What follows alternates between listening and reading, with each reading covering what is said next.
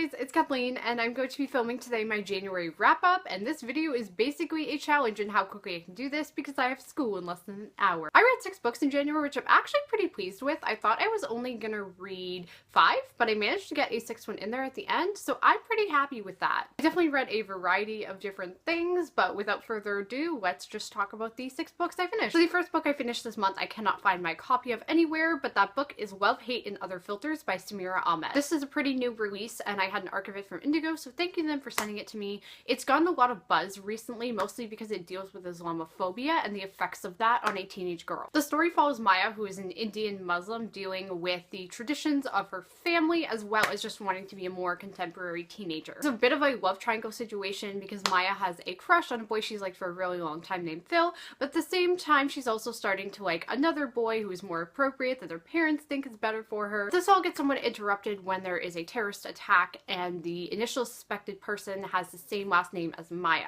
I have extremely mixed feelings about this book. So when I first picked it up, I really thought that it was going to be a book truly tackling Islamophobia. I thought it was going to talk about so many different things, but a lot of it really did center on the romance between Maya and Phil. That romance isn't bad, I didn't hate it, I also didn't really feel anything towards it. Pretty lackluster. Phil is a pretty standard guy, he's nice, he's good, but he doesn't really do anything remarkable. Islamophobia was definitely very, very well done. I thought that it was a really interesting aspect of the book, and I'm really, really happy that it exists and that it talks about that. One thing I did see another reviewer point out, and I'll link the reviewer down below because they're an Own Voices Muslim reviewer, is that Maya, while she is an Indian Muslim, talks more about what it means to be Indian than what it means to be Muslim. So I would say this book doesn't really talk about what it means to be like religious or anything like that, which is fine. It's a different kind of book, but I think there are some people who probably went into it thinking, oh, that's what I would get, and I think I thought that too, but she doesn't really talk about God or what God means to her or anything like that, and that's okay. It's just a different kind of book, but that is sort of a different thing than what I expected. So I didn't hate this book by any means. I definitely think it tackles some important topics. I think it's good,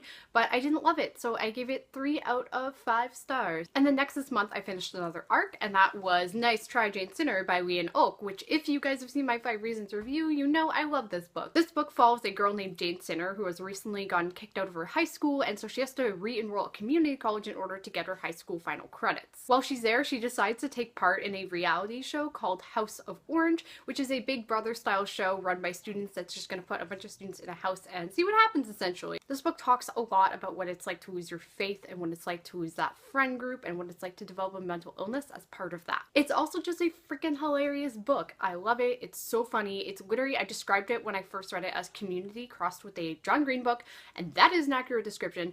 It's a fantastic book. You should all read this. Obviously, I gave it 5 out of 5 stars because I loved this book. And then third this month, I finished the book that I actually originally was reading for the Holiday Adventure-a-thon, but I didn't want to leave it unfinished, even though I didn't finish by the end of December, and that is My True Love Gave to Me, edited by Stephanie Perkins, written by a bunch of authors. I have some pretty mixed feelings about this anthology, to be honest. I enjoyed aspects of it, I didn't enjoy other aspects of it, but that's just kind of standard with anthologies. It is a bunch of Christmas, New Year's, holiday stories, that kind of thing. So I will just quickly go over some of the highlights of this book. I really, really loved Rainbow Brow's story. I thought that was really good. I loved Stephanie Perkins' story, which was shocking. I've never liked a Stephanie Perkins book in my life. I thought David Levithan's story was pretty good. I liked Gail Foreman's a lot. I thought that was a nice one.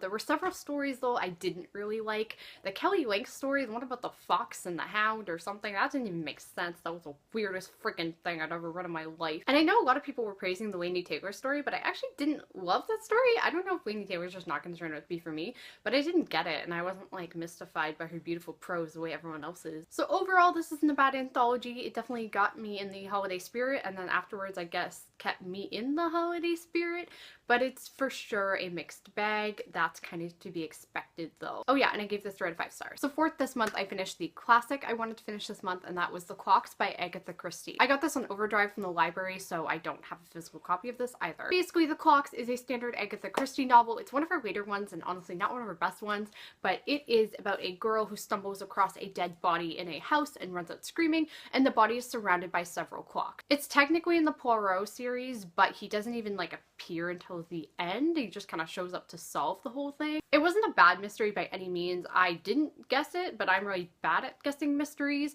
I figured a lot of what it couldn't be because there was something that was just too obvious to be, but I didn't know exactly what it was, so I guess that's a good thing. I didn't really care for the first half of it, but towards the end I did start to think, what's happening? I don't know. So I did enjoy this book. I don't think it was spectacular. I liked Murder in the Orient Express a lot better, but yeah, this was alright. There was kind of a pointless romance in there. That was silly, but overall it wasn't bad, so I give it 3 out of 5 stars. And then next this month I finished Quiet Girl in a Noisy World by Debbie Tung. This I also borrowed from work, so I don't have a physical copy of it, but it is a super cute book. I really enjoyed it. It's a graphic novel, and it's basically an autobiographical graphic novel following Debbie Tung's life of being an introvert. So it goes from when she's a kid and then to all the way when she's getting married and she's getting a job and that kind of thing. It's so relatable. Oh, if you are an introvert, you need to read this book. It's so cute. I read it in like an hour, which it's a graphic novel, it's pretty short, but I really enjoyed it. I thought it was so good. I related to so much of that book. I was like, wow, Debbie Tung, you are my life. Anyway, I thought it was really good, and the artwork was really well done. I highly recommend this. Also, Debbie and her husband are goals. They are the best.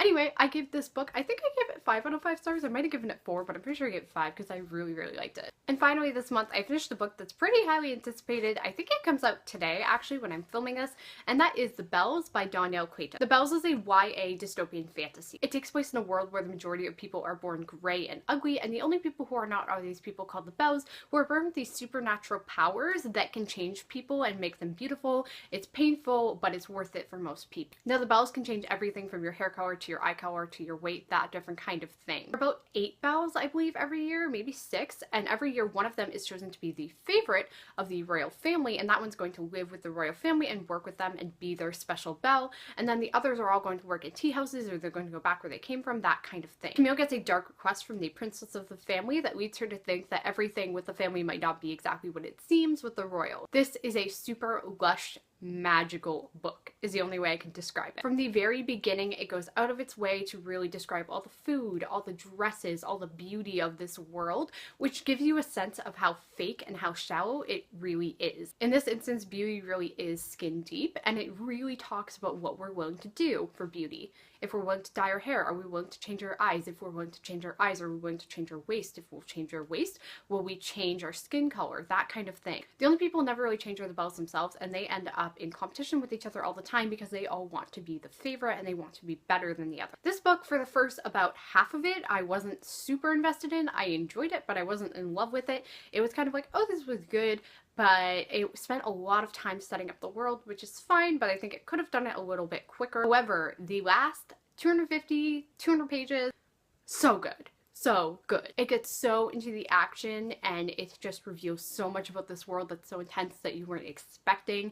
It's so dark and creepy, and it really makes you think. I loved this story. I also want to say it's a really diverse book. Obviously, the main character is Black. There's so much diversity throughout the story too. People of all different skin tones, people of different sexualities, that sort of thing. It's done so well. I really loved that aspect of this book. I'm so happy. It's an exciting own voices book. I actually loved this book. I think it was fantastic, and I gave it 4.5 out of 5 stars, and I'm super excited for the sequel. So those are all the books I finished this January. Let me know what you guys read this month, especially if you read any of the same things I did. I would like to know. If you did enjoy this video, give it a thumbs up and subscribe on the way out if you're new here. Full videos twice a week. And if you'd like to follow me on any of my social medias, links are all going to be in the description. But in the meantime, I will see you guys next time.